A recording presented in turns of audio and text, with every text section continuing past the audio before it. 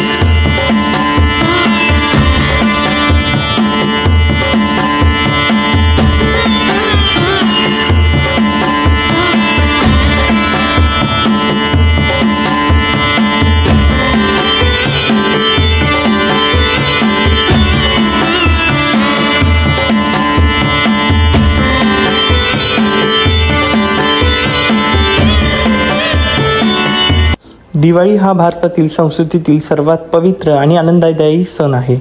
दिवाळीच्या 5 दिवसांपैकी तिसऱ्या दिवशी म्हणजेच महालक्ष्मीचं पूजन केलं जातं, जो समृद्धी, समाधान आणि शुद्ध भक्तीचा दिवस मानला जातो।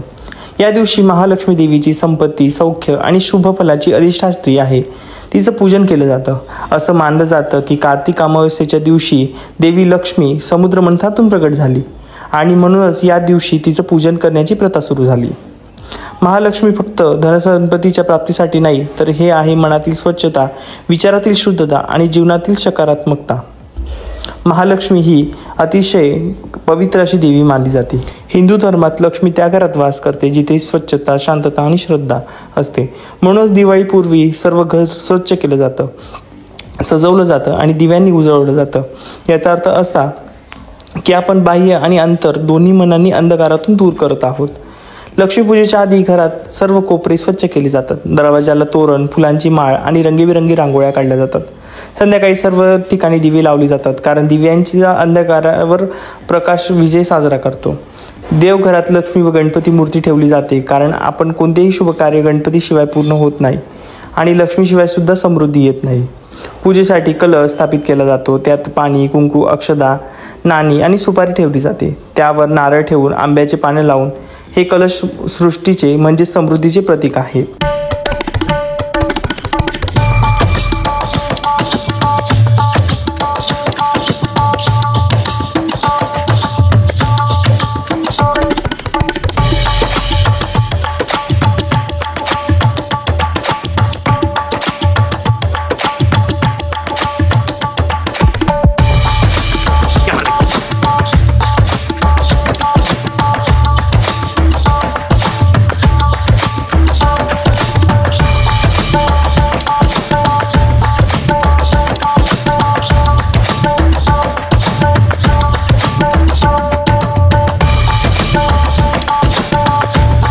हिंदू धर्मात लक्ष्मी त्या घरात वास करते जिथे स्वच्छता, शांतता आणि श्रद्धा असते। म्हणूनच दिवाळीपूर्वी सर्व घर स्वच्छ केलं जातं, सजवलं जातं आणि दिव्यांनी उजळवलं जातं। याचा अर्थ असा की आपण बाह्य आणि अंतर दोन्ही मनांनी अंधकारातून दूर करत आहोत। लक्ष्मीपूजेच्या आधी घरात सर्व कोपरे स्वच्छ केली जातात, दरवाजाला तोरण, फुलांची माळ आणि रंगीबेरंगी रांगोळ्या काढल्या जातात। संध्याकाळी सर्व ठिकाणी दिवे लावली जातात, कारण दिव्यांच्या अंधकारावर प्रकाश विजय साजरा करतो। देवघरात लक्ष्मी व गणपती मूर्ती ठेवली जाते, कारण आपण कोणतेही शुभ कार्य गणपतीशिवाय पूर्ण होत नाही आणि लक्ष्मीशिवाय सुद्धा समृद्धी येत नाही.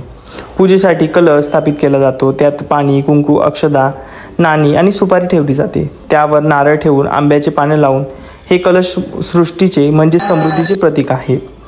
लक्ष्मीपूजा दिवशी घरात गोड पदार्थ बनवले जातात. करंजी, लाडू, चिवडा, अनारसे, शंकरपाळे, खीर देवीला अर्पण केली जातात. देवीला गोड आवडत असतं असं मानलं जातं. म्हणूनच या दिवशी आपण गोड बोलण्याची व गोड वागण्याची परंपरा सुरू करतो. संध्याकाळी जेव्हा सर्व दिवे पेटवले जातात तेव्हा सर्वांना असं वाटतं की प्रत्येका वाद सांगते की जिथं प्रकाश आहे तिथं श्रद्धा आहे आणि तिथंच लक्ष्मी आहे. फटाक्यांचा आवाज, फुलांचा सुगंध आणि घरात घुमणाऱ्या आरतीचा गजर हे सगळे मिळून एक अद्भुत आणि एक सकारात्मक वातावरण तयार होतं. हो, नक्कीच महालक्ष्मी तुमच्याही जीवनात असाच प्रकाश आणेल आणि तुमचंही जीवन समृद्ध करेल. माझा हा व्हिडिओ तुम्हाला आवडला असेल तर जास्तीत जास्त लोकांपर्यंत शेअर करायला विसरू नका बरं का, कारण की ही सुद्धा एक श्रद्धाच आहे. लोकांपर्यंत चांगलं पोहोचवलं की आपल्यापर्यंत चांगलं आपसुकच येतं. महालक्ष्मीची कृपा सर्वांवर असेच राहू दे. दिवाळीच्या तुम्हा सर्वांना खूप खूप शुभेच्छा.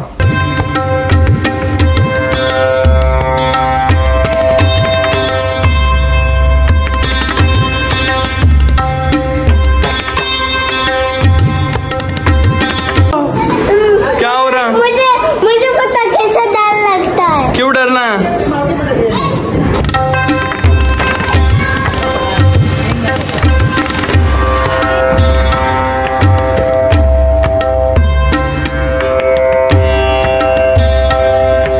देखो, बोल अभी बोल, जल्दी बोल, फास्ट. हैप्पी दिवाली. बोल जल्दी. दिवाली.